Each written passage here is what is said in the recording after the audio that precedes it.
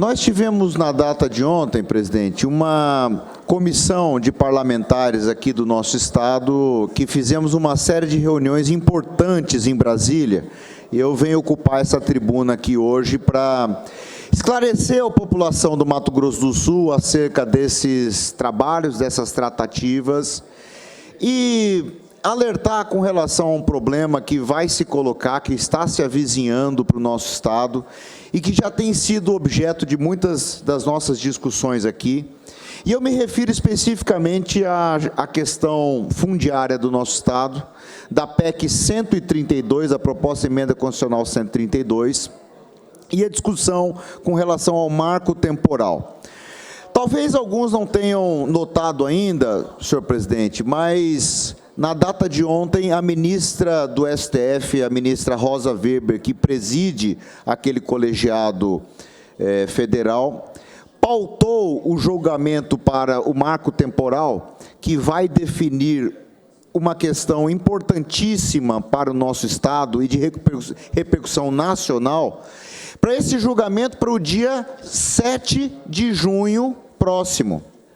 Então, nós estamos aí há aproximadamente um mês de uma decisão que, se for para um lado ou se for para o outro, independentemente do resultado, a gente vai saber que, com certeza, o Mato Grosso do Sul vai entrar numa conflagração. Se nós tivermos um ganho de causa nesse assunto, na questão indígena, pode suscitar uma série de conflitos. Se for para o ganho de causa para o lado dos produtores rurais, certamente será incompreendido pelo lado oposto. E eu penso o seguinte, presidente, que muitas vezes nós poderíamos encontrar uma solução que não é pela via de um julgamento. E o parlamento, seja o parlamento estadual e principalmente o parlamento federal, ele tem que muitas vezes encontrar e servir como solução, criando soluções legislativas e fazendo um trabalho de mediação social através da criação das leis, impedindo que o Supremo tenha que arbitrar e escolher para um lado ou para o outro numa decisão dura. Então, qual que é a questão que foi colocada e foi objeto da nossa conversa ontem? Quero até mencionar que estive com o deputado estadual Zeca, do PT, que esteve conosco, acompanhando todas as reuniões.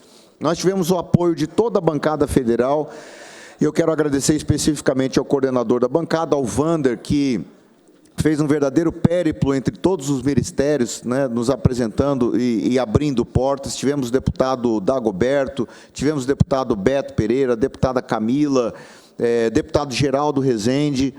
Então, essa comissão do nosso estado, até de maneira suprapartidária, buscou a interlocução com quem de direito no governo federal para que nós encontrássemos uma solução, principalmente nesse inteirinho aí de um mês, até o julgamento do marco. Nós tivemos uma conversa importante com a ministra do nosso estado, que hoje ocupa a posição de chefia do orçamento e planejamento, que é a ministra Simone Tebet. Tivemos uma conversa importante também na Secretaria de Articulação Institucional, dentro do Palácio do Planalto, e tivemos um debate também relevante com o ministro Paulo Teixeira, que é o ministro do Desenvolvimento Agrário, que conhece bem essa matéria. Qual que é o pleito, presidente? Nós apresentamos, e principalmente a ministra, com quem nós temos uma interlocução especial por ser aqui do nosso estado, que nós pudéssemos fazer a votação da chamada PEC 132. O que essa PEC 132 faz, deputada Jane? Ela vai inscrever na Constituição e vai reformar um dispositivo que hoje está absolutamente falho. Nós temos o artigo 231 da Constituição de 88, que diz que a União irá demarcar as terras que os índios tradicionalmente ocupam. Ocorre que o Constituinte de 88 não definiu o que ela quer dizer com terras que os índios tradicionalmente ocupam e nem disse qual vai ser o tratamento. As pessoas imaginam que quando a gente está falando de demarcações, uma vez demarcada, você vai retirar aqueles produtores, aqueles que são proprietários, e vai indenizá-los.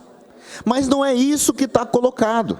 A Constituição brasileira, ela tem uma lacuna e permite que, por uma simples portaria da FUNAI, muitas vezes até bem intencionada, delimitando uma área, e uma vez demarcada, aquele proprietário, aquele produtor rural, que muitas vezes está há dezenas de anos naquela terra, muitas vezes até centenas de anos, nós temos casos aqui do Mato Grosso do Sul, o deputado Zeca colocou bem, né, onde o título de propriedade remonta a 1856, não é isso, deputado Zeca?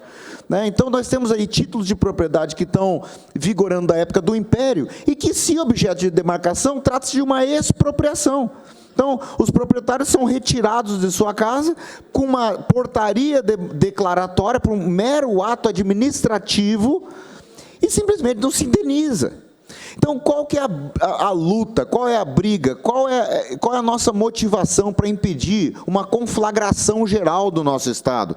É que nós possamos inscrever na Constituição e reformar o artigo 231 para permitir a indenização. Ora, se nós resolvermos a questão da indenização, pode ter certeza que esse conflito diminui muito a temperatura.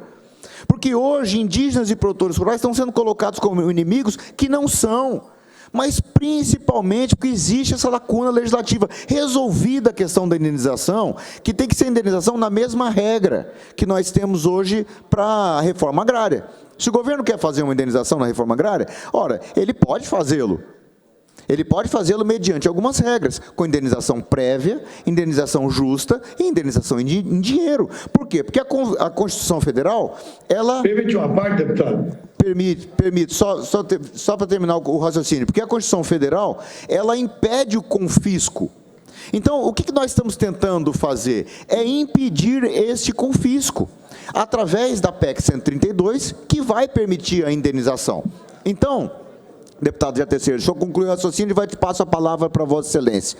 Nós conversamos com a ministra Simone para que ela alerte o governo federal e um pedido especial ao presidente da República, ao deputado federal Arthur Lira, para que paute a PEC 132.